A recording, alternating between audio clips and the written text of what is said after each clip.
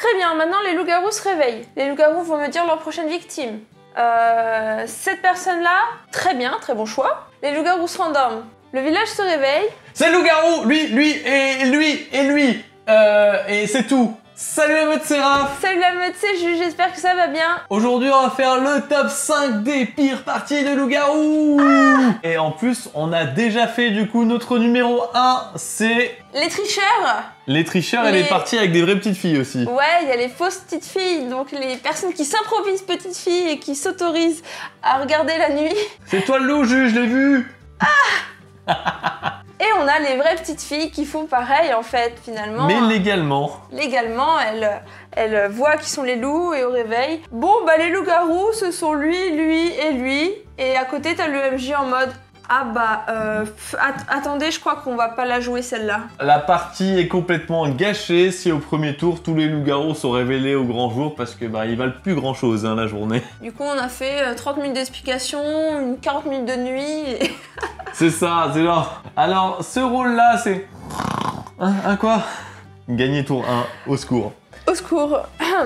Comment éviter ça? Bon, on met pas la petite fille. Voilà. Et les tricheurs, on joue plus avec eux, je sais pas. On voilà.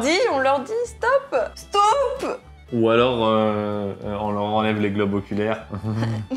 Situation numéro 2. Je sais pas pourquoi je fais ça. Alors, ce rôle-là, c'est le rôle de la sorcière, blablabla. Bla, bla. Ensuite, ça, c'est le rôle de la voyante, blablabla. Bla, bla. Et ça, c'est le rôle du comédien, truc muche, machin chouette. Et ça, c'est le chevalier à l'épée rouillée, machin, machin. Le village s'endort, enfin. La sorcière se réveille, ok. Le salvateur se réveille, nanana, ok.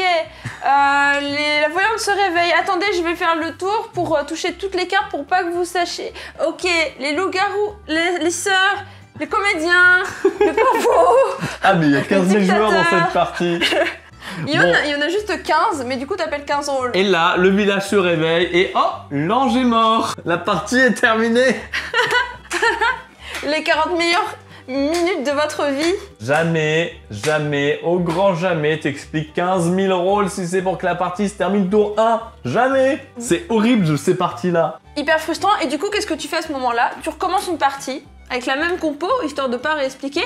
Et qu'est-ce qui se passe après la nuit de 20 minutes? Et bah l'ange meurt. Et voilà, c'est la fête. Je l'ai vécu. C'était très frustrant et très nul en fait, parce que du coup, quand t'as un personnage, tu fais ton plan de jeu, tout ça. Ah ouais, tour 3, je ferais ça, non. Bah la partie est finie tout de suite. Voilà, donc grosse recommandation, ne pas mettre l'ange et pas mettre 15 000 rôles qui expliquent pendant 3 heures. Ou sinon tu mélanges une fois et après tu l'enlèves de ta compo pour que ça puisse plus arriver. Tu mets quand même pas des 15 000 rôles qui tu expliques pendant 3 heures. Voilà. 8 rôles max nouveaux à chaque partie. Ouais, grand max. Numéro 3. Numéro 3, c'est... C'est pas un 3 ça, mais c'est pas grave. Alors moi je vous explique, je suis allée à une partie de loup-garou parce qu'on m'a forcé, mais en fait c'est grave nul, les gens ils sont chiants, on rigole pas.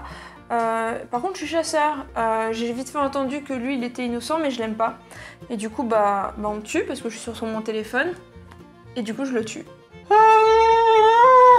De façon générale, les pires parties du monde, c'est quand t'as un mec qui s'est dit « Moi, je m'en fous de cette partie » et qui fout le sbul tout le long de la partie jusqu'à ce qu'il meure. Il meurt, il emporte avec lui un innocent et ça va foutre en l'air toute ta partie parce que t'auras perdu ta voyante ou quelqu'un en qui t'avais vraiment confiance. Il est même prêt à tuer le villageois. Mais c'est incroyable. C'est vrai que c'est encore pire quand c'est un chasseur, mais déjà quand c'est un simple villageois, c'est juste cancer. Comment l'éviter?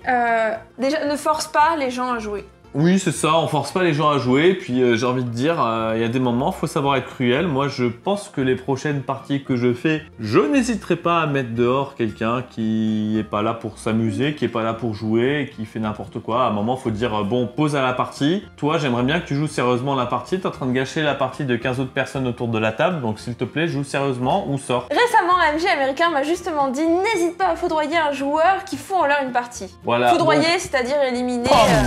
Le chasseur chassé. Et désactive ses pouvoirs avant. Et enfin, le numéro 1 de ce top 5. Oh punaise. Les mecs bourrés. Enfin, venez, tu nous fais un loup-garou, c'est trop bien ce jeu, Raph. Ça va être trop cool, on va trop rigoler. puis la bière. Alors là j'ai une anecdote, une vraie de chez vrai, une partie où à chaque fois que je disais le village se réveille, les mecs prenaient leur bière, levaient la bière et disaient santé. Alors bien entendu il y avait toujours un mort qui disait santé sans savoir qu'il était mort, hein. Donc santé pas trop longtemps quoi.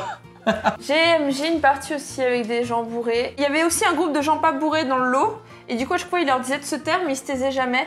Et par contre, quand on a sorti l'objet, l'artefact qui disait chaque jour, tu as le droit de choisir quelqu'un qui a le droit de se taire, qui devra se taire, et bah ça marchait. Ça faisait taire vraiment les mecs bourrés parce que ça faisait partie du jeu. Mais bon, en tout cas, c'est plutôt horrible et de façon générale, quand les gens veulent jouer au loup-garou à tout prix, mais qui sont pas du tout dans le bon état d'esprit, c'est juste la mort. oui, autant pas jouer. En fait, je pense que leur état fait qu'ils jouent déjà à un jeu. Le jeu du mec bourré, ils ont pas besoin d'un autre jeu, en fait, à pourrir. J'avoue. Au pire, il y a un jeu avec la police, suffit de prendre la voiture. Non, faut pas prendre la voiture. Bon, on dit assez de bêtises maintenant, on va mettre fin à ce top. Ah non, attends, on en a fait que 4. Et en fait, on a oublié. Et le village s'endort. Les gros trolls.